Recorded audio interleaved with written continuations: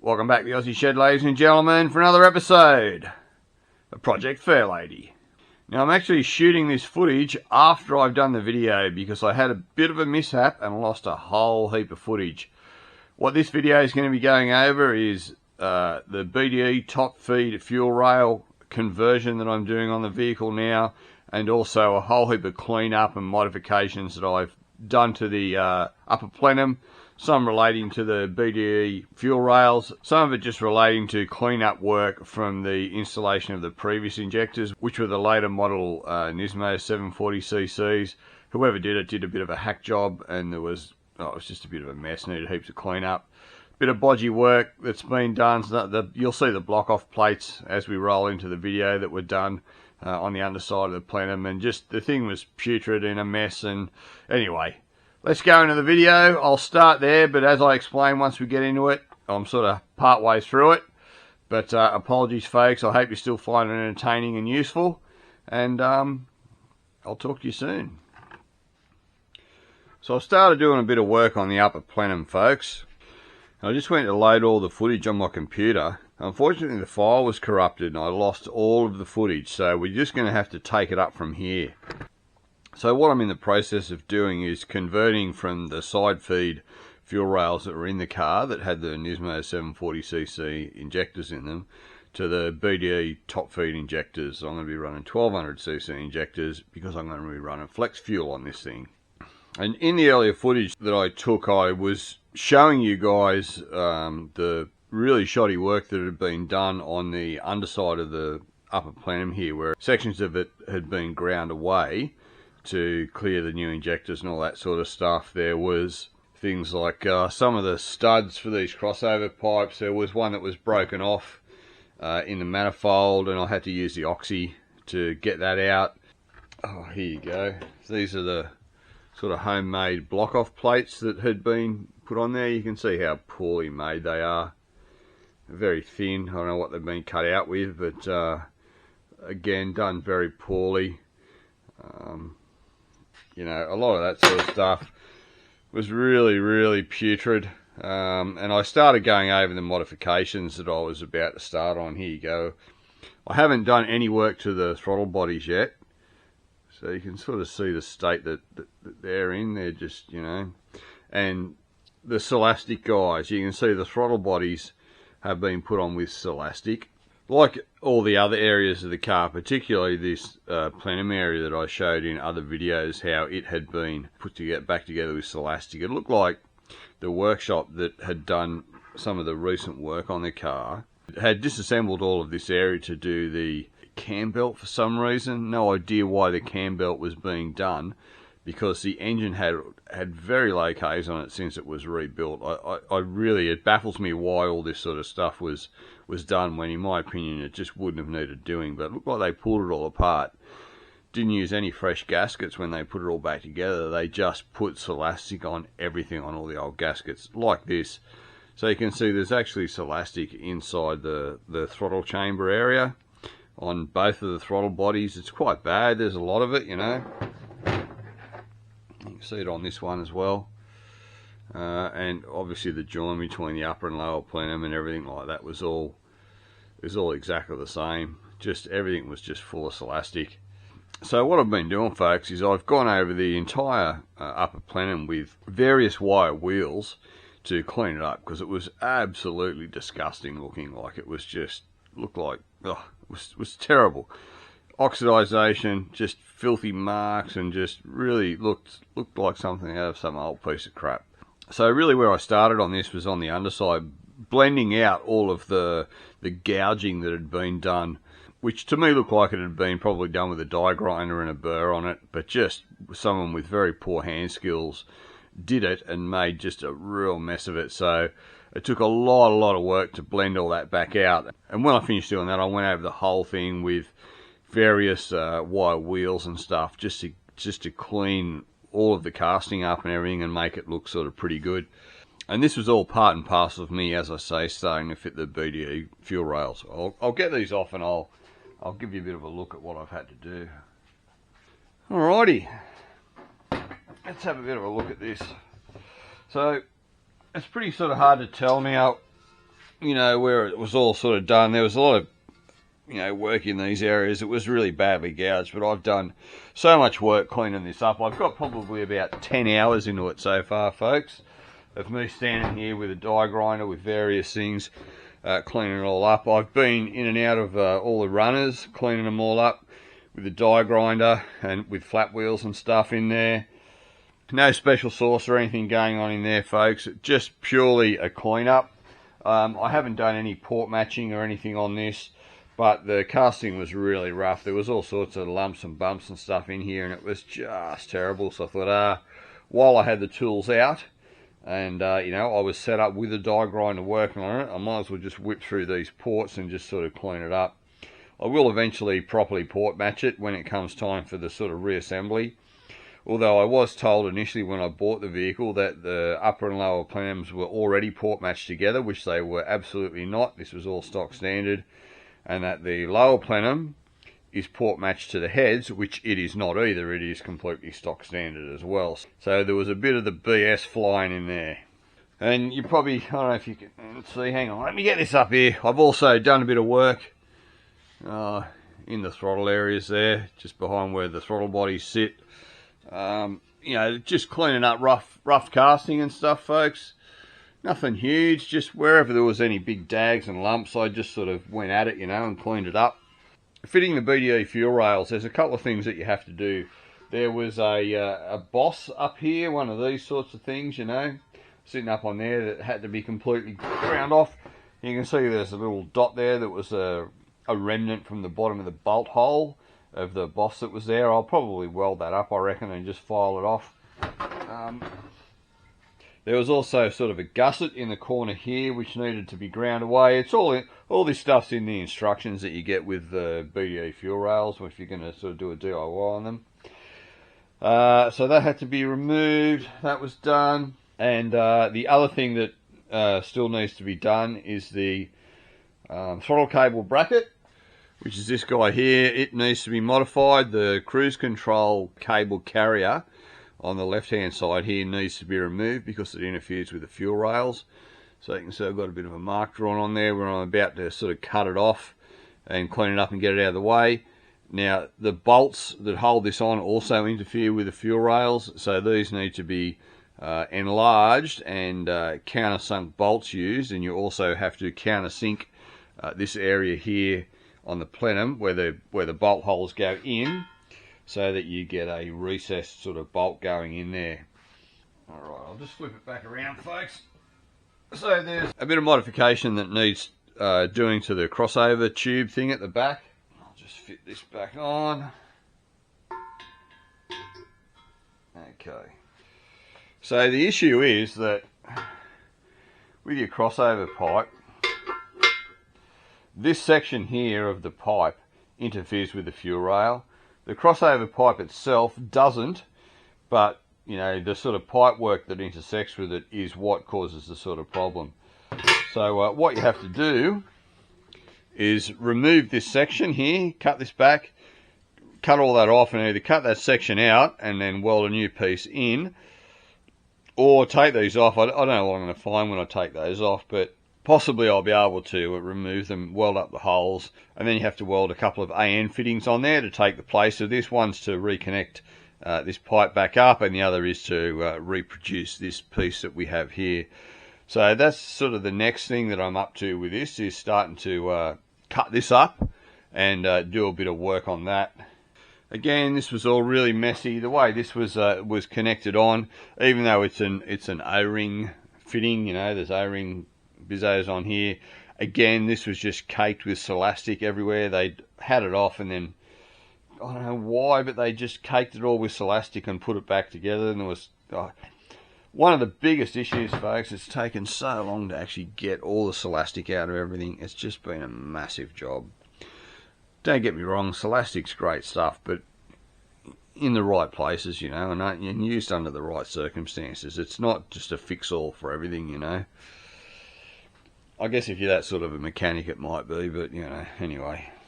So apologies, folks. I'm really disappointed that I couldn't show you all the previous footage, because it shows you how far I've come with this. Like I say, I've got at least probably 10 hours into it of clean-up work on the thing to get it to this point looking so good, because it looked absolutely hideous before.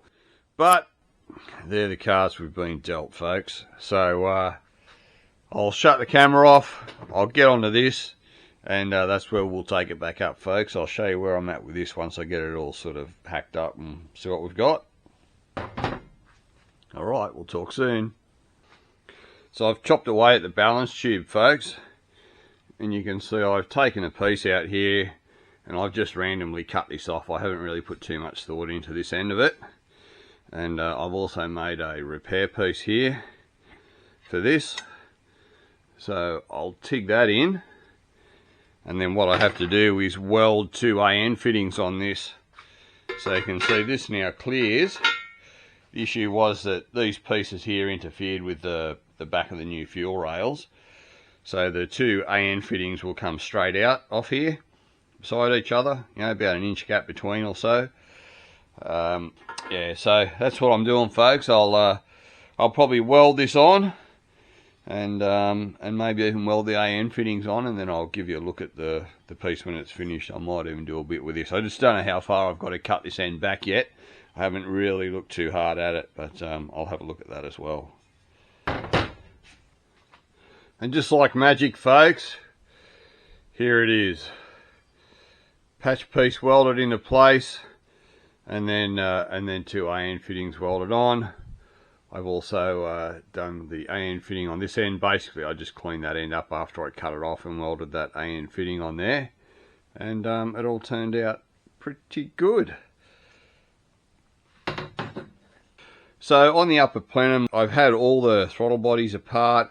I've got rid of all that Celastic, cleaned off all the gaskets, stripped the throttle bodies down, just cleaned all the sort of components individually, and it's just been reassembled with no gaskets. Obviously this is kind of stage 1 with all of these components, getting them to a point where they're clean and manageable, and also so I'm up to speed on the condition of all the components, so I know where I need to go as far as if I need to order any other pieces, what I can get, what I can't get, if I need to try and hunt up some second-hand stuff, you know, exactly what I need.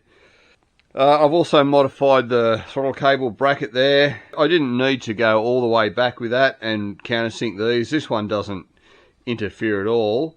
And this side here, to me, it seems to be mainly the bracket. So once the bracket was gone, I was able to use a button head screw through there, button head bolt in there, and it seems to be clearing at this stage, clearing the fuel rail. If it doesn't, for some reason, which I'm sure it will, all I'll need to do is just put a slight mark in the back of the sort of post that goes down to the injector on the fuel rail. The wall is very thick on them. There'd be no dramas in, you know, just giving it a little bit of a touch in one spot. But like I say, I don't believe it needs it. I think it's going to clear. Oh, what else have I done? Let me just flip this guy over.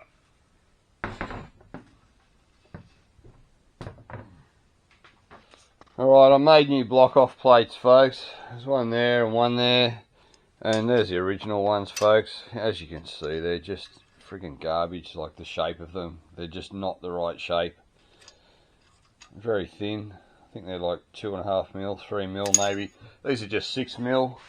See on the side there. There's nothing fancy about them. It's just a little bit of 6 mil aluminium, just, you know, marked out the shape using 3 washers.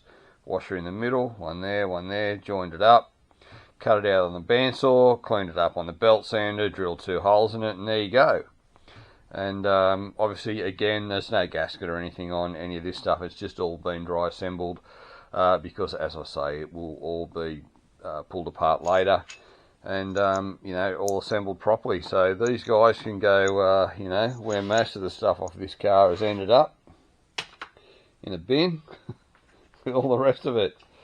Okay, I'll put this back on the tripod and I'll show you some more stuff. Alright, so I'll just flip this over, front to back this time.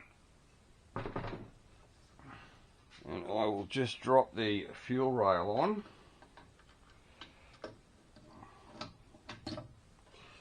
Let that guy sort of sit there.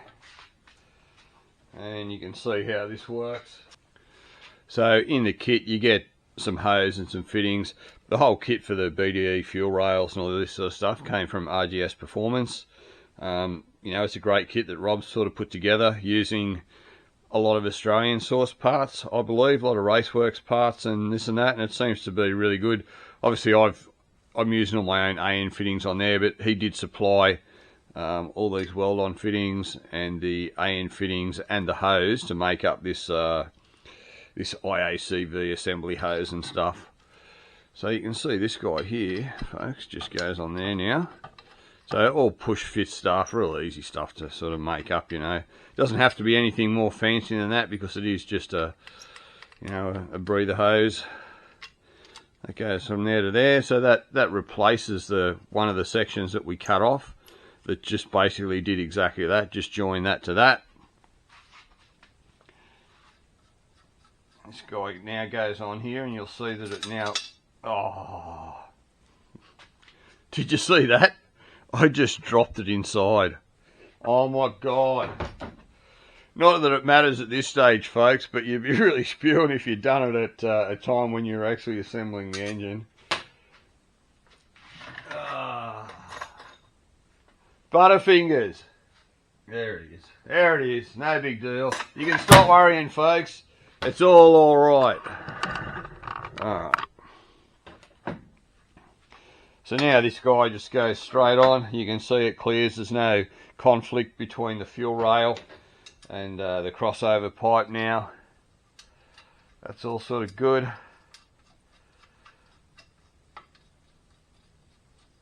And this is the other pipe that you have to make up here, folks. It's just a 45 and goes onto that the original sort of piece there, and then just goes on the back of here like so.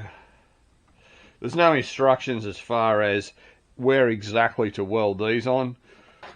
All I did was just basically copy what's on the instruction sheet from BDE.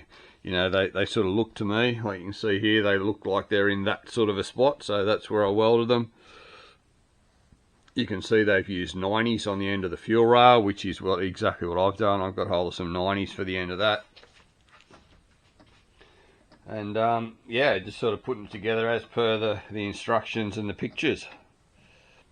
So at this stage, everything in this area is all good, you know. It all seems to be clear of everything else. There should be no more issues. So on the fuel rail, I'm doing dual feed in and dual feed out. So this will be the feeds at the back. So this will go into a T-piece or a U-piece, which will then split and run straight sort of thing. And then at the front, the same thing here, which these will be the returns. I'll just spin this around. Yeah, sorry folks. So these guys will be the returns. So what I've done here is I've got some 180s. I don't really know if this is all going to work. I may change it later. In the instructions it does mention that this is very tight as far as your bonnet clearance in this position. I may have to go to a different type of fitting, but this is my ideal setup to run two 180s. I've got the first one, they don't quite fit in between there, and I got the narrowest 180s that I could. So I've got this one slightly higher because there's a little bit of a conflict between where your throttle cable assembly comes through here and this fuel line running back, but the way they're positioned there, it seems that it will be okay.